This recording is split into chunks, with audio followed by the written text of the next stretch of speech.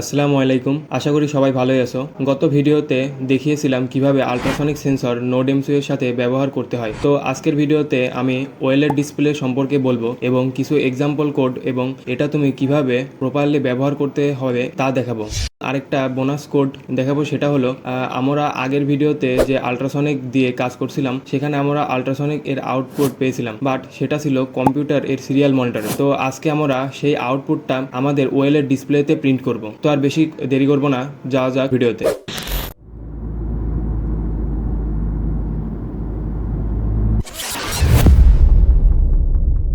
প্রথমে আগে দেখে নেওয়া যাক আমাদের কি কি কম্পোনেন্টের প্রয়োজন। স্ক্রিনের ওপর দেখতে পারছো নোডএমসিউ, ওএলইডি ডিসপ্লে এবং কিছু জাম্পার ওয়্যার। তো এই জিনিসগুলো লাগবে আমাদের। এখন ওএলইডি এর প্রাইসটা বলা যাক। এটা তুমি লোকাল মার্কেট বা দারাজ থেকে 290 থেকে 300 টাকার মধ্যে পেয়ে যাবে। এখন বলা যাক এর স্পেসিফিকেশন নিয়ে। বাজারে দুই ধরনের কমিউনিকেশনের ওএলইডি ডিসপ্লে পাওয়া যায়। তোমরা অবশ্যই I2C কমিউনিকেশন মডেল এর ডিসপ্লেটা কিনবে, কেননা এর পিন সংখ্যা কম এবং এটা ইউজ করা সহজ, আবার দামও কম। I2C কমিউনিকেশনে 2টা পিন ব্যবহার করা হয় এবং এই ধরনের ডিসপ্লেতে 4টা পিন থাকে। 2টা পিন এর একটা হলো SCL আর অন্যটি হলো SDA এবং বাকি 2টা পিন পাওয়ারের জন্য।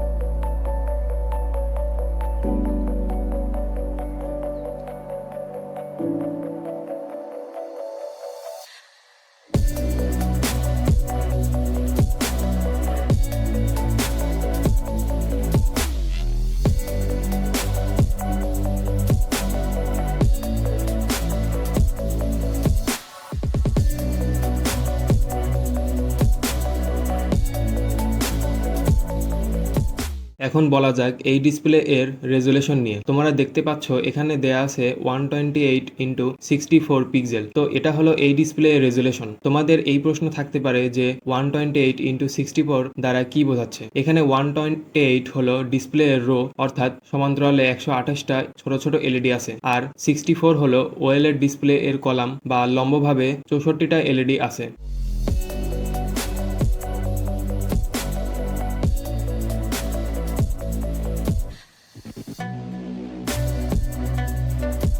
আমরা যদি মোট এলইডি হিসাব করি তাহলে আমরা 8192টা এলইডি পাচ্ছি। এই এত সংখ্যক এলইডি এইটুকু জায়গার মধ্যে আছে। ডিসপ্লে এর অপারেটিং ভোল্টেজ 3.3 ভোল্ট।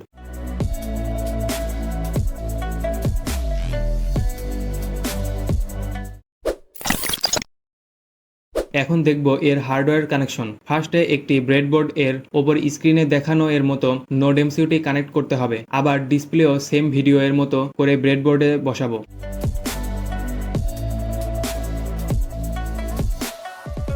এখন নোডএমসিউ এর D1 পিন ডিসপ্লে এর SCL এর সাথে আর D2 পিন ডিসপ্লে এর SDA পিনের সাথে কানেকশন দিতে হবে, যা তোমরা স্ক্রিনে দেখতে পাচ্ছ।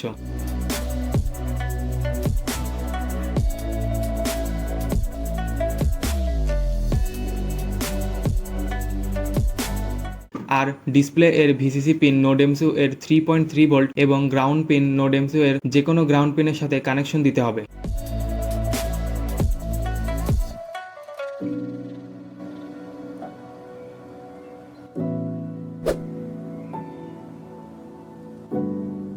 এবার একটি ভালো মানের মাইক্রো USB ডাটা কেবল দিয়ে পিসি আর নোডএমসিউ এর সাথে কানেক্ট করতে হবে।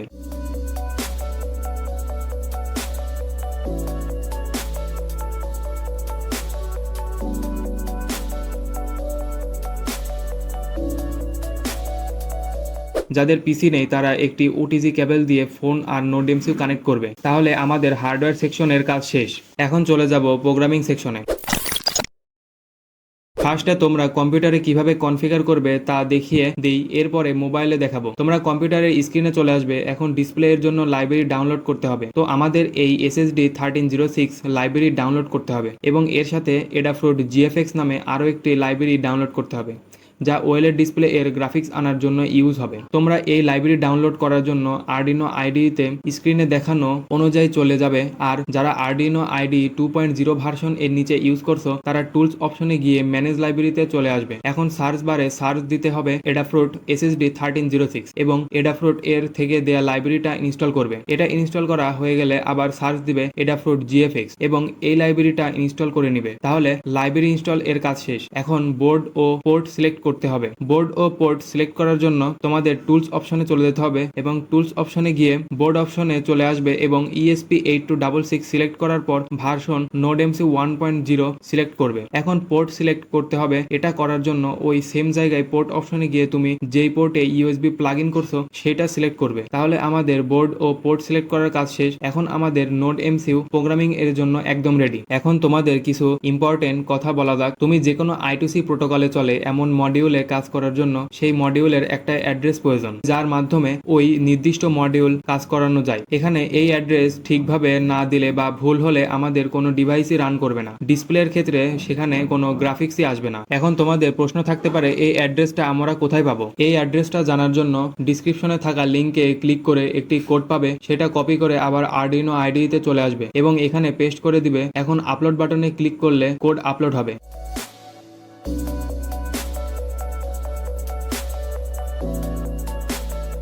কোড আপলোড হয়ে গেলে তোমরা সিরিয়াল মনিটর ওপেন করবে এবং nodemcu এর রিসেট বাটনে একবার ক্লিক করলে সিরিয়াল মনিটরে তোমরা অ্যাড্রেস দেখতে পাবে।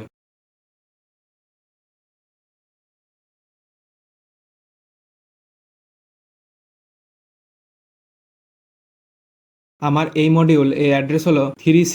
তাহলে আমরা আমাদের ওএলইডি ডিসপ্লে এর অ্যাড্রেস পেয়ে গেলাম। এখন এই ডিসপ্লেতে আমাদের ইচ্ছা মতো যে কোনো কিছু প্রিন্ট করতে পারবো। ফার্স্টে তোমরা ফাইল অপশনে চলে আসবে, এক্সাম্পল সিলেক্ট করে একটু স্ক্রল করে দেখতে পাবে SSD1306। তো এটার ওপর ক্লিক করে দেখবে এমন অনেকগুলো অপশন দেখাবে। আমরা যেহেতু 128x64 I2C OLED ব্যবহার করছি তাই আমরা এটা সিলেক্ট করব। সিলেক্ট করার সাথে সাথে আমাদের সামনে একটি কোড ওপেন হয়ে যাবে। এখন এই কোড নিচেই দেখতে পাচ্ছ যে আমাদের ওএলইডি এর অ্যাড্রেস দিতে হচ্ছে। তো এখানে আমরা যে স্ক্যান করে যে অ্যাড্রেস পেলাম সেটা বসাবো। তো ওএলইডি এর অ্যাড্রেস কোড হলো 3C, তাই আমি এখানে 3C বসাবো। এইটুকু কাজ করার পর আপলোড দিয়ে দিবে।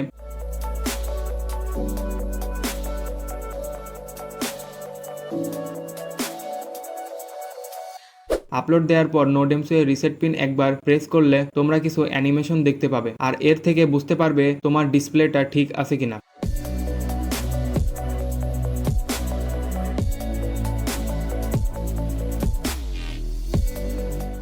এখন আমরা নিজে থেকে প্রোগ্রামিং করব। এর জন্য তোমাদের এই অল কোড ডিলিট করতে হবে। এখন আমরা নিজে থেকে কোড লিখব আর এক্সপ্লেন করব। তো আগে আমি সম্পূর্ণ কোডটা লিখে নিই, তারপর এক্সপ্লেন করব।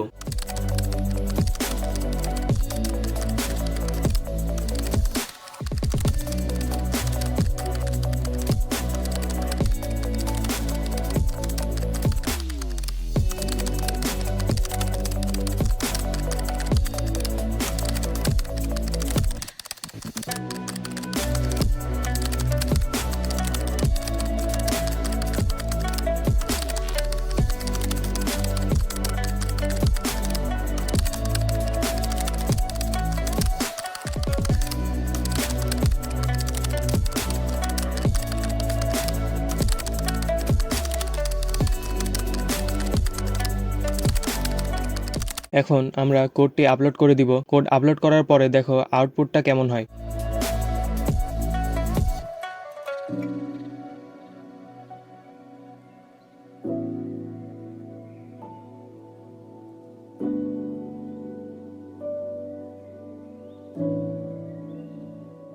এবার তোমাদের কোড এর এক্সপ্লেনেশন দিই। ফার্স্টে এই যে হ্যাশ ইনক্লুড দিয়ে লেখা দেখছো, এটা হলো লাইব্রেরি যা আমাদের ডিসপ্লের গ্রাফিক্স আনার জন্য ব্যবহার হচ্ছে। তোমরা যতবার এই ডিসপ্লেটা ইউজ করবে ততবার এই লাইব্রেরি অ্যাড করতে হবে। নিচে দেখতে পারছো ডিফাইন দিয়ে স্ক্রিনের উইথ এবং হাইট লেখা হয়েছে। আমাদের ডিসপ্লে এর উইথ হলো 128 আর হাইট হলো 64, তাই আমি এখানে 128 আর 64 লিখেছি। আর নিচে আছে আমাদের ডিসপ্লে এর অ্যাড্রেস। এই অ্যাড্রেসের মাধ্যমে আমাদের ডিসপ্লে এর nodemcu এর কমিউনিকেশন করবে। এখানে তুমি ইচ্ছা করলে মাল্টিপল ডিসপ্লে বা অন্য যে কোনো মডিউল ইউজ করতে পারবে যেগুলো I2C কমিউনিকেশন করে। নোডেমসিউ এর সাথে কিভাবে মাল্টিপল মডিউল ইউজ করে অন্য কোনো ভিডিওতে দেখিয়ে দিব। এবার নিচে দেখো OLED এর রিসেট দিয়ে আছে, এটা অলওয়েজ -1 রাখবে। এখন আমাদের একটি ভেরিয়েবল বানাতে হবে যা আমাদের ডিসপ্লেকে কাজ করার জন্য ব্যবহার হবে। এখানে অ্যাডাফ্রুট এর লাইব্রেরি এর নাম দিয়ে আমরা আমাদের ইচ্ছামতো নাম দিয়ে একটি ভেরিয়েবল বানাবো। এর সাথে আমাদের স্ক্রিন এর উইথ আর হাইট দিয়ে দিতে হবে। তোমরা স্ক্রিনের মতো করে লিখবে, যতবার এই OLED ডিসপ্লে ইউজ করবে ততবার এইভাবে ভেরিয়েবল বানাতে হবে। আমরা ডিসপ্লের নাম একটি ভেরিয়েবল নিলাম। এবার চলে আসবো ভয়েড সেটআপ ফাংশনে। এখন ভয়েড সেটআপ ফাংশনে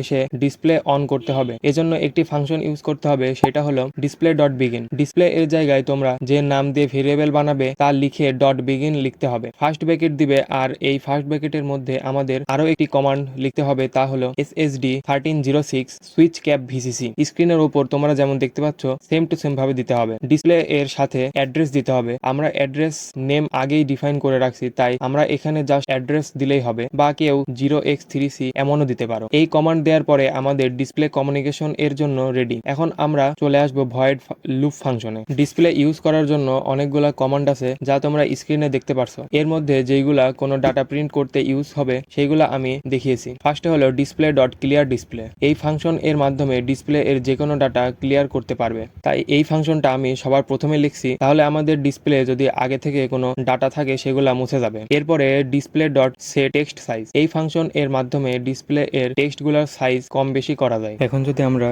ফন্টের সাইজ চেঞ্জ করে দিই তাহলে আমাদের টেক্সটের সাইজও চেঞ্জ হয়ে যাবে। এখানে তুমি ফন্টের সাইজ 1 থেকে 7 পর্যন্ত যে কোনোটি রাখতে পারো। তো আমি এখানে 1 করছি এবং দেখো এটার কি পরিবর্তন হয়।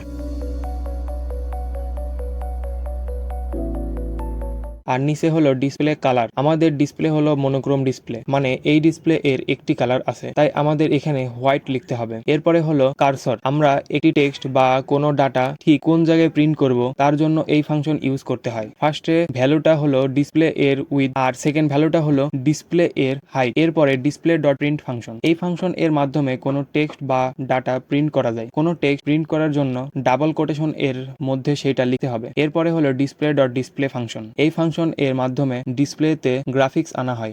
এই ফাংশনটা ইউজ না করলে কোনো ডাটা শো করবে না ডিসপ্লেতে। এরপরে আমরা 1 সেকেন্ডের একটি ডিলে দিছি। তো এই ছিল একটা সামান্য টেক্সট প্রিন্ট করার জন্য কোড। এখন জাস্ট আমাদের পোর্ট ও বোর্ড সিলেক্ট করতে হবে। সিলেক্ট করে আপলোড বাটনে হিট করতে হবে, তাহলে আমাদের কোডটি আপলোড হয়ে যাবে।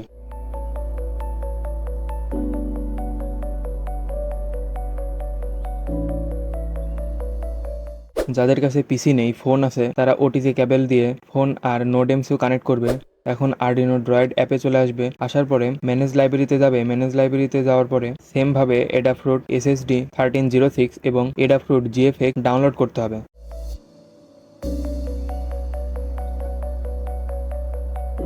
এবার আমাদের পিসিতে দেখানো অনুযায়ী সেম ভাবে কোডটি পুনরায় লিখতে হবে।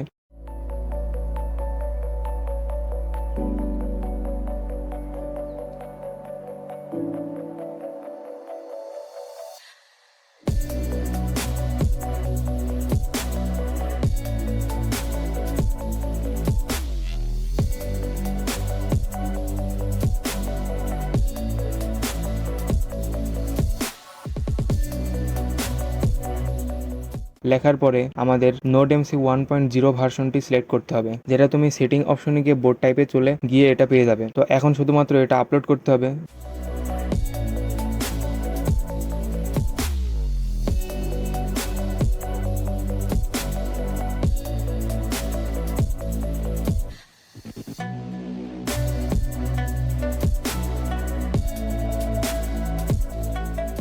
তো আপলোড করার পরে তোমরা রেজাল্টটা দেখতে পাচ্ছ, এটা কিন্তু সঠিকভাবে কাজ করছে। আর আমি ভিডিওর ফার্স্টে বলেছিলাম যে আল্ট্রাসনিক এর ডাটাটা প্রিন্ট করব, তো এটা আমি এখন করব না, এটা তোমাদের জন্য কাজ থাকবে। তোমরা এটা নিজেরা করবে, নিজেরা করে দেখবে যে আল্ট্রাসনিক এর ডাটা OLED এ প্রিন্ট হচ্ছে কিনা। আর যে কোনো প্রবলেম আল্ট্রাসনিক সেন্সরে ডাটা প্রিন্ট করতে যদি কোনো রকম সমস্যা হয় তাহলে তোমরা আমাকে টেলিগ্রামে পেয়ে যাবে এবং সেখানে আমাকে মেসেজ দিতে পারো বা ভিডিওটা শেয়ার করতে পারো। নিচে টেলিগ্রামে এর চ্যানেলের লিঙ্কটা দেওয়া আছে। তো এই ছিল আজকের মতো। ভিডিওটা ভালো লাগলে অবশ্যই একটি লাইক দিয়ে পাশে থাকবে। দেখা হচ্ছে নেক্সট ভিডিওতে। ততক্ষণ সবাই সুস্থ থাকবে, ভালো থাকবে। আল্লাহ হাফেজ।